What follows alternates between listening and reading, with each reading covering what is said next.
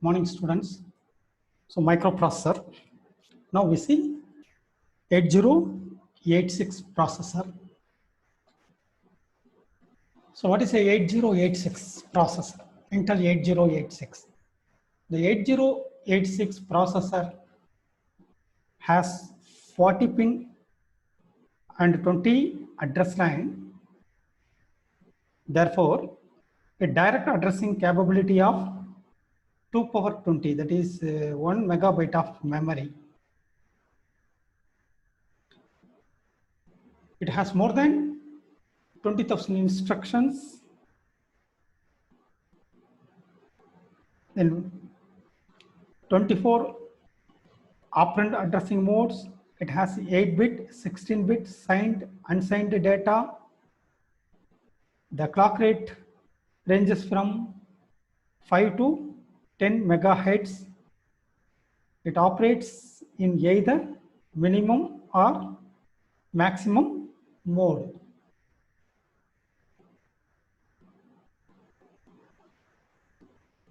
So it consists of more than 29,000 transistors. Now, so this is the pinout diagram of a 8086. So the pin number 1 is assigned VSS and 20 is assigned, 40 is assigned for VCC. Similarly, various pins are used. Let me see details about each pin.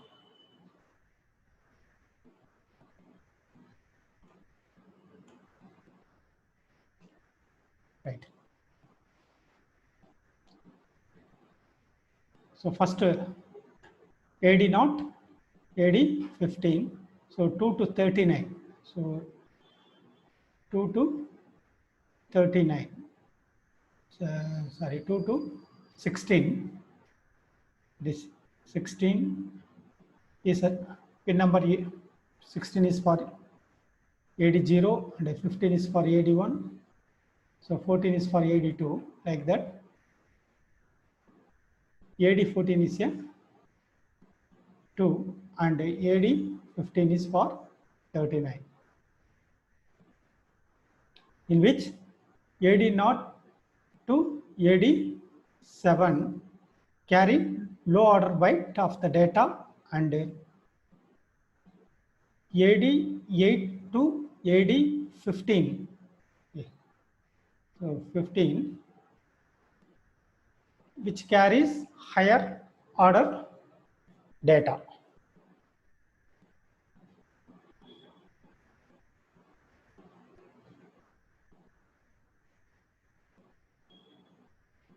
Then pin number 35 to 38. So 35 is a A19. Then 36 is a A18. So A17, A16. Here we use two modes. One is the maximum mode and another one is a minimum mode. Okay. Now, these lines are multiplexed unidirectional address and status bars. So here we use status. So S3, S4, S5, S6 and S7. These are the status lines.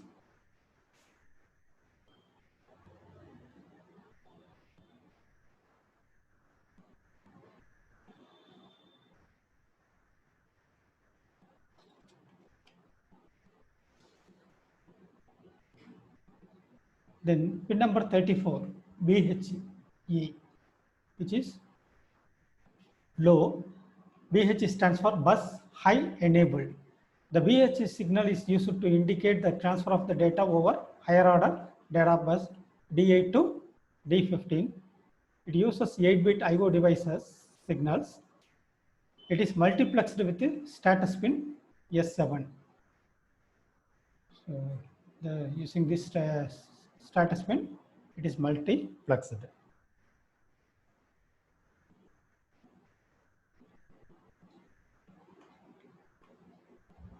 Then read pin number 32.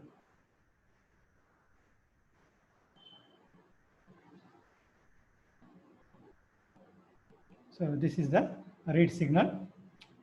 The read signal is used for the read operation. So this is the output signal. It is an active low signal. So bar, so that it is an active low signal.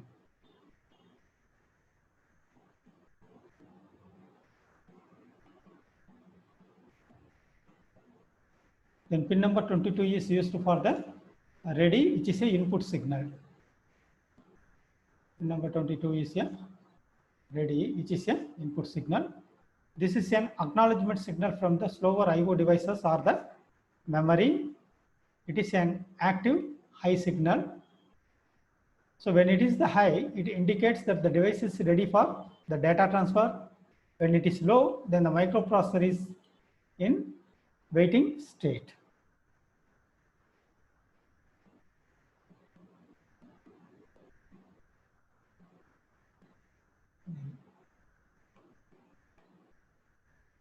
Next one is here, pin number 21. 21 is used for reset. It is a system reset. This is a high signal, active high signal. When this is high, the microprocessor enter into reset state and terminate the current activities. So it must be active for at least 4 clock cycle to reset the microprocessor.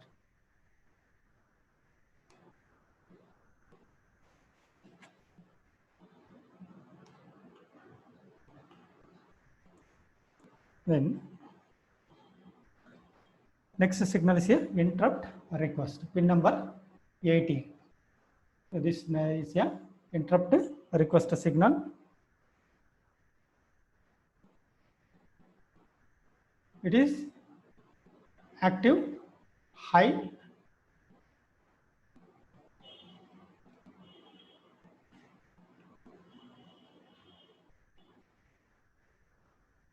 So when this is high, then the microprocessor prepared to service the interrupt.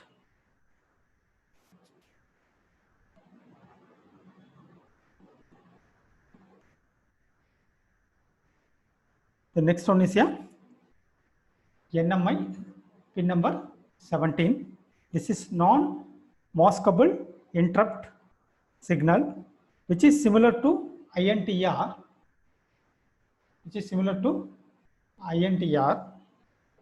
except the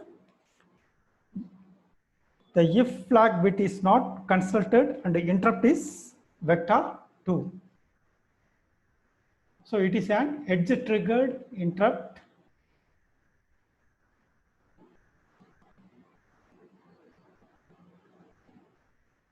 NMI signal. The next pin number 23. So the 23 is a test. It is used to test the status of the coprocessor, that is 8087.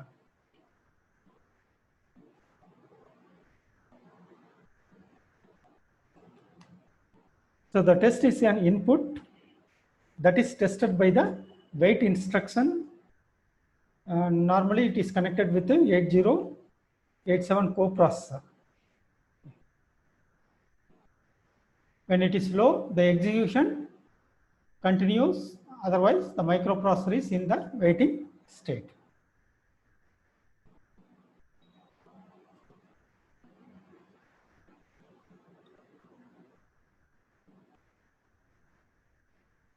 Then pin number 19 is a clock.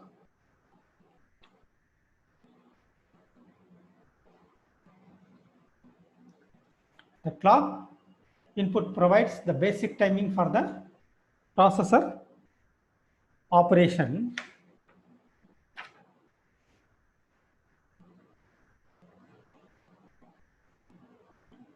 So the clock input must have a duty cycle of 33%.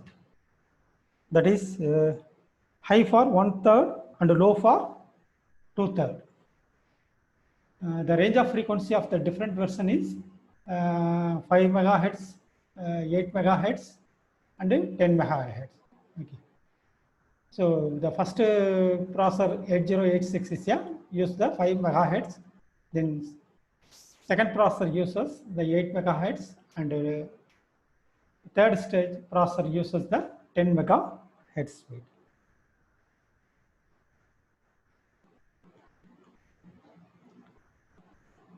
The next one is a VCC and VSS, that is the pin number 40, and then pin number 20. So the 20 is connected for the ground, and 40 is connected for 5 volt. So these two are power supply pins.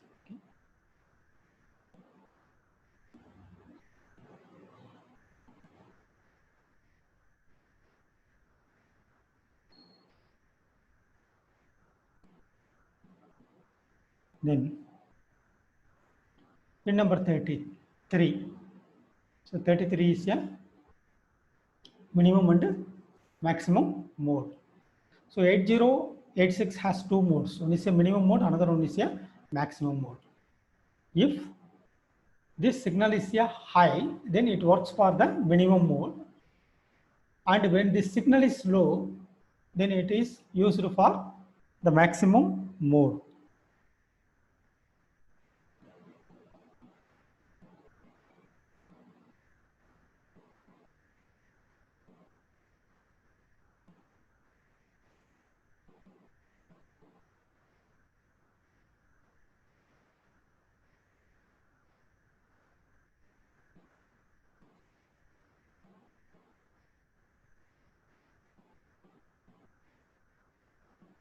Then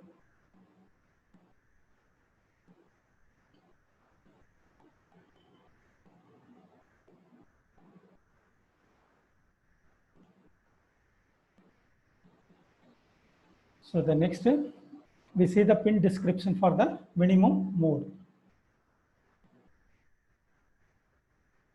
So the pin INTA, pin number 24. For minimum mode, it uses the INTA. So this is an interrupt acknowledgement signal.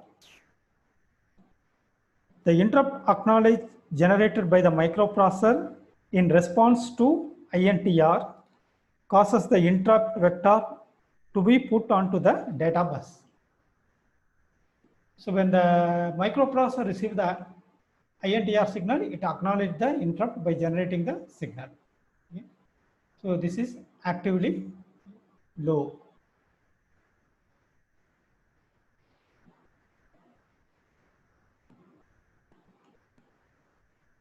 Then next one is a ALE, address latch enabled. Address latch enabled, pin number 25. So in the minimum mode. So this indicates that the valid address is available on the bus AD0 to AD15. Okay, AD0 to AD15. It is actively high. AL is a high.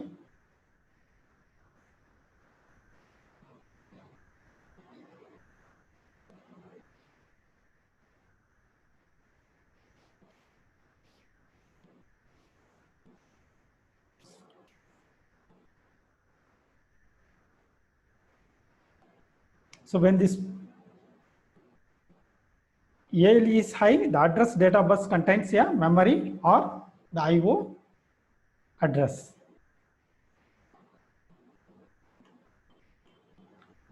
Then data enabled signal. Data enabled signal. So pin number 26. So this is the active low signal. This signal is used to enable the transfer 8286. The transceiver is used to separate the data from the address or the data bus.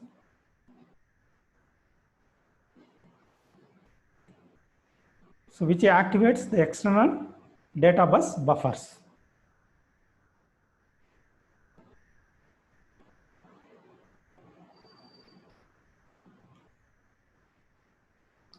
Then pin number 27, data transmit or receive.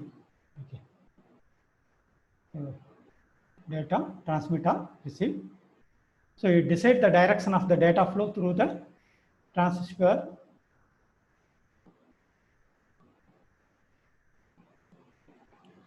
Then when it is high, the data is transmitted out. When it is low, the data is received.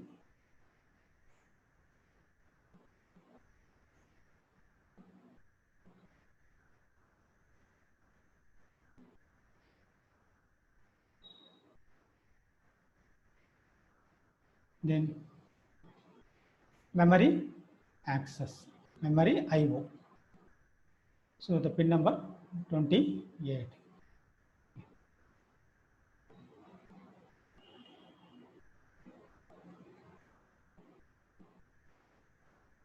So this signal is issued by the microprocessor to distinguish whether it is a memory or IO. So when it is high means the memory is accessed. When it is low means the IO devices are accessed.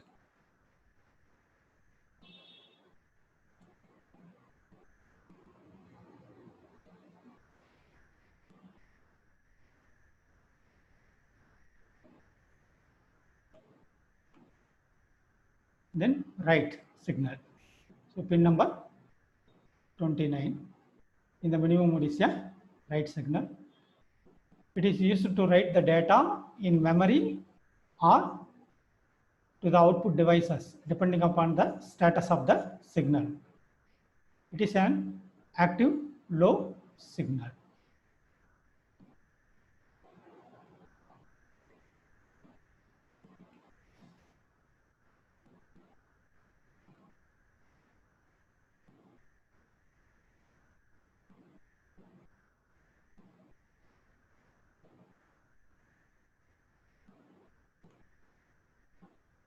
Then next one is a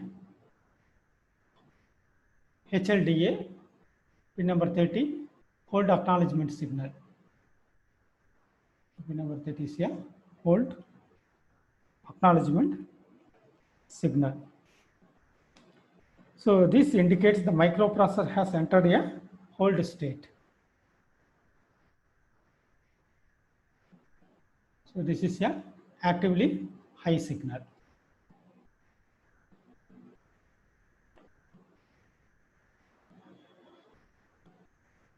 The next one is a hold. Pin number 31, hold. So this requests a direct memory access. When it is high, the microprocessor stops and places the address, data, and the control bus in a high impedance state. So when the microprocessor receives the hold signal, it issues HLDA signal to the DMA controller.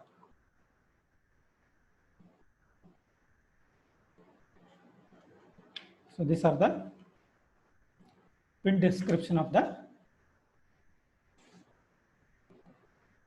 maximum mode. Then next we see the maximum mode.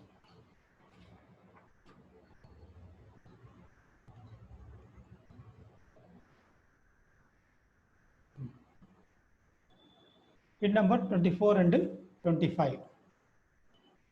So the 24 and 25. So this is the maximum mode.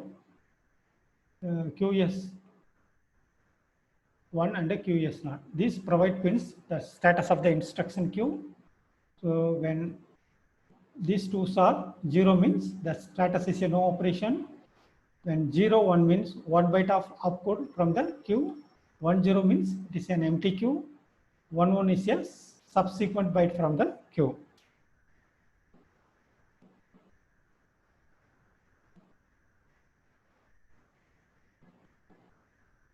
Then S0, S1, S2. S0, S1, S2, which are active low signals.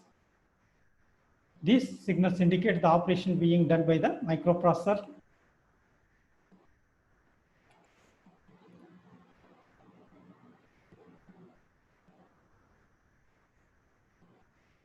and indicates the function of the current bus cycle decoded by 8288.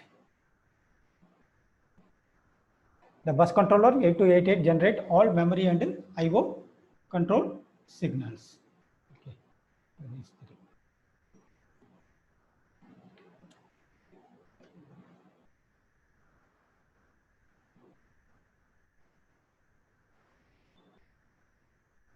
So here we S0, S1, S2.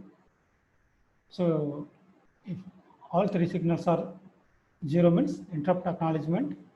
So 001 is a IO read, 010 is a IO write, then 011 is a halt, then 100 is a opcode fetch, 101 is a memory read, 110 is memory write, and 11 is a passive.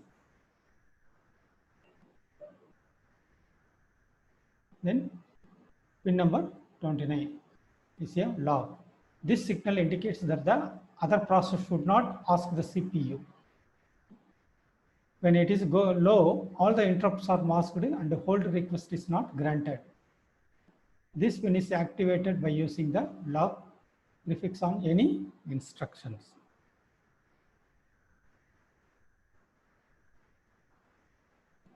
Here, the log output is used to log the peripheral of the system activated by using the log prefix on any instruction.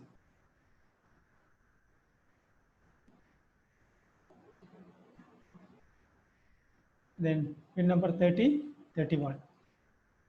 So RQ, GT bar, then RQ bar, GT. So the request or grant pins. So 30, 31, this one is a 30, 31.